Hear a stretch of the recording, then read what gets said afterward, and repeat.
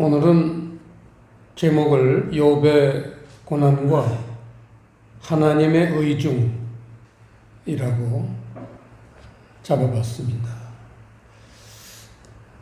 하지만 그 내용은 실제적으로는 고난을 통한 영의 축복이 주제입니다. 많은 신학자들이 욥의 존재를 인정하지 않고 수천 년 동안 부인을 해온 그런 역사적인 사실이 있습니다. 신화적인 존재가 아닌가. 그 내용 자체도 좀 현실과는 괴리가 있죠. 그런데 이거를 한 방에 예수님께서 해결하셨습니다. 야고보서 5장 말씀 보시겠습니다. 야고보서 5장 11절 말씀입니다. 합독하시겠습니다. 보라, 인내하는 자를 우리가 복되다 하나니 너희가 욥의 인내를 들었고 주께서 주신 결말을 보았거니와 주는 가장 자비하시고 긍휼히 여기는 자신이라. 예수님께서 이 욥의 결말을 내셨다는 거죠. 그래서 욥의 존재가 실질적인 존재라는 것을 아브라함 시대 비슷한 그 시기에 살았던 분인 것 같습니다. 오늘 우리가 봐야 될 핵심은 하나님께서 복을 주신 이유가 어디 있는가? 욥에게 정말 인간으로서는 최고의 복을 주셨는데, 그래서 우리도 이런 욥이 받은 그런 복을 품기 위해서 그 욥이 그런 복을 받게 된 이유가 뭔가를 한번 말씀을 통해서 살펴보겠습니다. 욥기는 42장 상당히 내용이 깁니다. 복을 주신 이유 첫 번째는 욥이 곤경에 처했을 때 하나님을 불평하거나 원망하지 않았다는 사실입니다. 이 매우 중요합니다. 대표적인 구절 하나만 찾아보겠습니다. 욥기서 1장을 보겠습니다. 21절 전에 그 욥기서 1장 내용은 욥이 어떤 곤경을 처했느냐에 대해서, 그리고 욥은 어떤 재산을 가지고 있었느냐, 욥기서 1장에 그 내용이 기술되어 있죠. 그 13절부터 이제 욥이 받은 재앙이 기록되어 있는데, 보면은 그 가축이라는 게 이제 1장 3절에 있지만 양이 7,000마리고 약대가 3,000마리고 소가 1,000마리고 암나귀가 500마리고 종도 많았다. 그리고 2절에 보면 그 자녀는 남자가 7이요 여자가 3이다. 그러는데 그 13절부터 20절까지는 그 모든 재산과 자식들을 전부 잃어버린, 그게 곤경이라는 거예요. 이 보통 곤경이에요. 보통 인간은 겪을 수 없는 그런 최악의, 동양의 최대 부자가 재산을 싹 잃고 자식까지 잃고 그런 고난을 당했습니다. 그랬을 때 21절 욥의 하나님께 대한 고백입니다. 가로되 내가 모태에서 적신이 나왔사온즉 또한 적신이 그리로 돌아가올지라 주신 자도 여호와시요 취하신 자도 여호와시오니 여호와의 이름이 찬송을 받으실지니이다. 이게 그런 고난을 겪었을 때의 욥의 고백입니다. 그런 말할 수 없는 곤경을 처했는데도 욥은 오히려 하나님을 찬양하였다는 것입니다. 찬양이라는 건 여러분들이 알다시피 감사와 하나님께 영광을 돌리는 것, 이게 찬양입니다.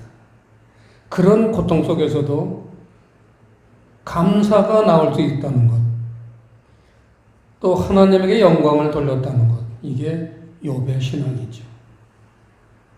이게 하나님이 욥에게 복을 주신 첫 번째 이유입니다. 그리고는 이제 두 번째 복을 주신 이유가 오늘 본문 10절에 보시면 욥이 그 벗들을 위하여 빌매, 이겁니다. 그 벗들이라는 사람들은 2장 11절에 나오지만 대만 사람 엘리바스, 수앗 사람 빌닷, 나아마 사람 소발, 아주 친한 친구들이죠.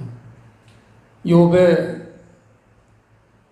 고난을 겪은 것을 듣고는 그 먼 길을 그 세 친구가 찾아왔습니다. 위로하려고 온 건데 와서 욥의 그 말로 형용할 수 없는 그런 고통당하는 것을 보고는 이 사람들이 마음이 달라졌어요. 대표적인 거 하나만 보겠습니다.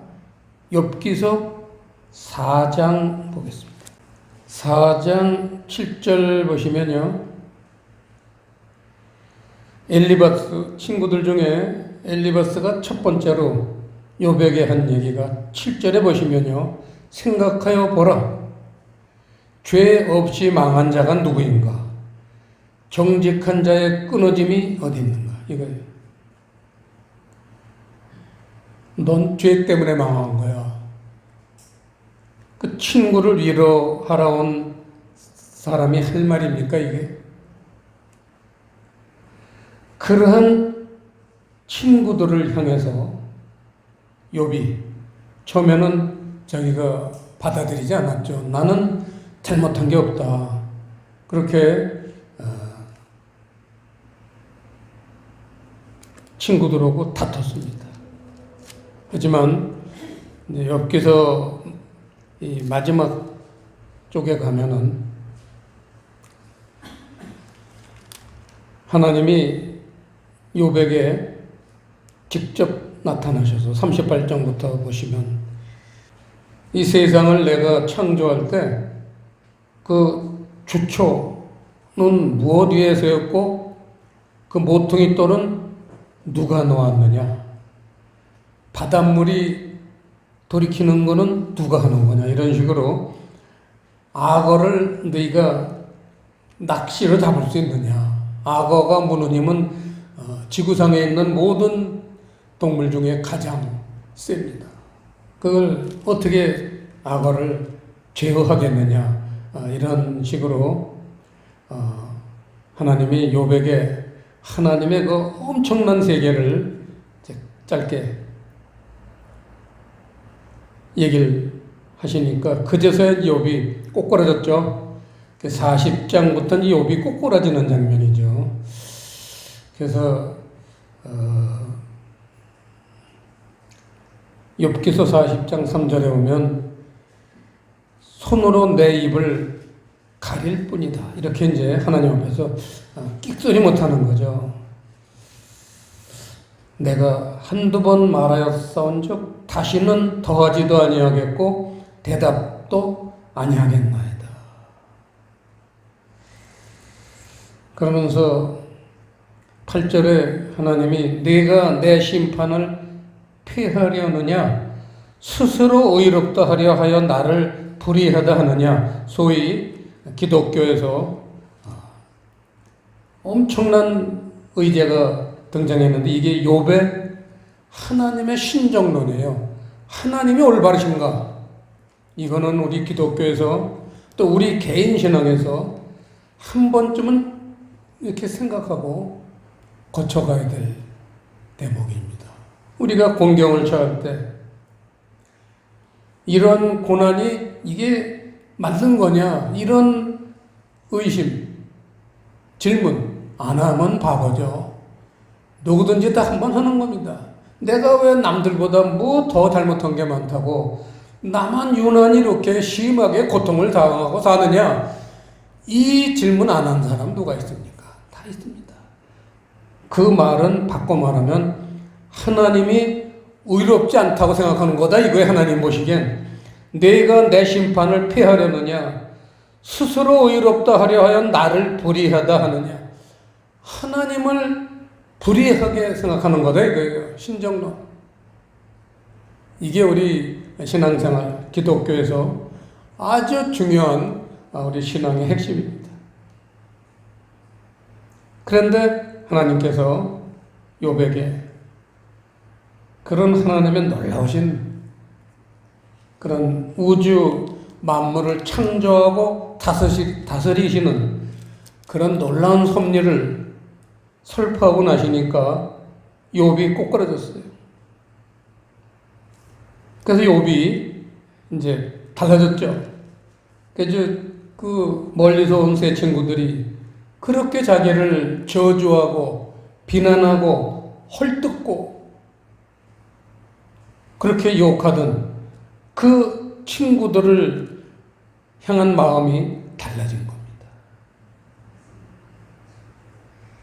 그래서 오늘 욥이 그 벗들을 위하여 빌매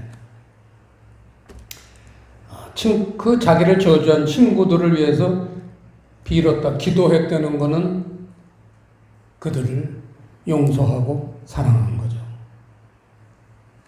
마태복음 5장 보시겠습니다. 5장 44절 여기 빠진 아주 중요하게 빠진 문장들이 있는데 제가 집어넣어서 읽겠습니다. 5장 44절 나는 너희에게 이르노니 너희 원수를 사랑하며 너희를 저주하는 자들을 축복하며 너희를 미워하는 자들을 선대하며 너희를 모욕하고 핍박하는 자들을 위하여 기도하라. 이게 43절에 보시면 또 내 이웃을 사랑하고 내 원수를 미워하라 하였다는 것을 너희가 들었으나 구약 성경엔 그렇게 되어 있잖아요. 이웃은 사랑하고 원수는 미워하라. 하지만 이제 하나님이 말씀을 풀어주신 신약 시대에서는 그렇게 하면 안 된다는 거죠. 무조건 이웃을 사랑해야 된다. 그 이웃을 사랑하는 내용이 그거라는 거예요. 원수를 사랑하고 너희를 저주하는 자들을 축복하고 너희를 미워하는 자들을 선대하며 잘 대해주며 너희를 모욕하고 핍박하는 자들을 위하여 기도하라. 이게 기도입니다. 욥이 이 기도를 했다는 거예요. 자기를 저주했던 친구들을 향해서 이렇게 기도했다는 거예요. 그러니 하나님이 욥을 복을 안 주실 수가 없죠.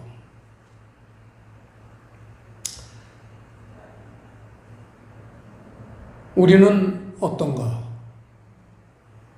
우리 자신들 한번 생각할 시간을 가져야 될 것 같습니다.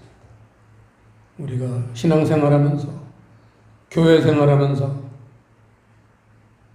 내 주변의 성도들에게 내 이웃들에게 내 친척들에게 나는 어떠한 자세를 가지고 그들을 대하고 있는가 한번 생각해봐야 됩니다. 자, 세 번째로 갑절의 축복이 무엇인가? 이게 이제 오늘 마지막 대절입니다. 갑절의 축복. 흔히 육적 축복은 우리가 눈에 보이기 때문에 잘 알아요.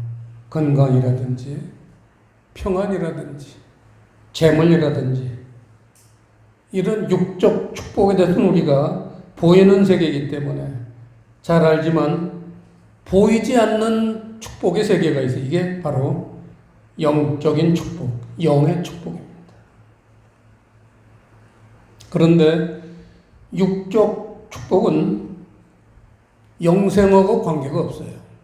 이 세상 살 때 좀 행복하고 평안함을 느낄 수 있는 그런 계기는 될지 몰라도 천국을 가는 축복은 아니에요. 천국을 가는 축복은 영적 축복밖에 없습니다. 여러분 우리가 잘 알다시피 요한복음 6장 63절 이건 머릿속에 천국을 가는 사람들은 입력이 돼 있어야 돼요. 천국 입구에서 주님이 물어보실 겁니다. 요한복음 6장 63절 암송해라 그러실 거예요. 요한복음 6장 63절 첫 문장을 보면 살리는 것은 영이니 이겁니다. 살린다는 것은 육의 생명만 갖고 살던 우리들에게 영의 생명, 하늘 생명을 주시는 겁니다. 누구에게? 살리는 것은 영이니. 그게 영적 축복이에요. 육은 무익하니라. 내가 너에게 이른 말이 영이요 생명이라 그랬잖아요. 이른 말. 영의 말씀 얘기입니다. 내가 너에게 이른 말이라는 것은 진리죠. 하나님은 진리를 깨닫게 해주심으로 우리의 영혼을 살려주셔서 천국 백성 삼으십니다. 이게 하나님의 주실 수 있는 최고의 축복이죠. 욥은 이 축복을 받았다는 겁니다. 욥이 이 축복을 받고 나서야 그 주변 사람들 이를테면은 11절, 본문 11절에 형제, 자매, 또 전에 알던 자들이라는 건 이제 친구라든지 친지들, 친척들을 얘기겠죠. 욥이 고난당할 땐 코빼기도 보이지 않았던 사람들이 욥이 하나님한테 그런 엄청난 이제 축복을 받으니까 그제서야 슬금슬금 나타나서 11절 보시면 이에 그의 모든 형제와 자매와 및 전에 알던 자들이 다 와서 그 집에서 그와 함께 식물을 먹고 식사를 같이 하고 여호와께서 그에게 내리신 모든 재앙에 대하여 그를 위하여 슬퍼하며 위로하고 각각 금 한 조각과 금고리 하나씩 주었더라. 금은 사랑입니다.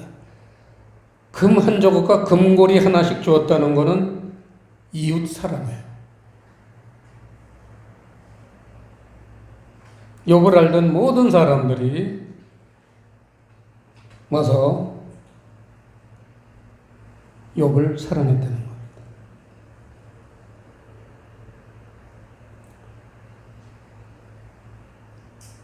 자, 결론입니다.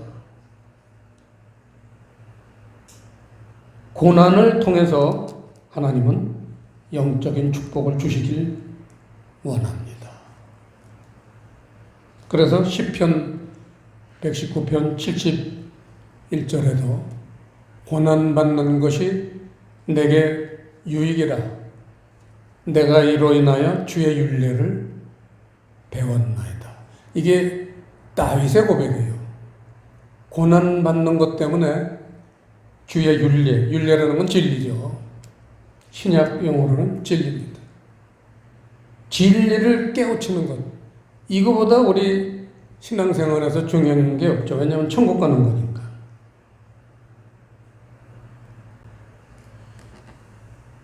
그래서 이러한 것들을 다 요약해서 한마디로 요약한 성경이 있는데 그게 바로 여의도 순복음교회 표어죠.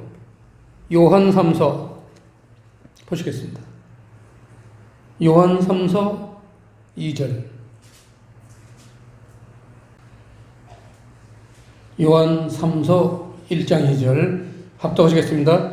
사랑하는 자여, 내 영혼이 잘됨 같이 내가 범사에 잘되고 강건하기를 내가 간구하노라.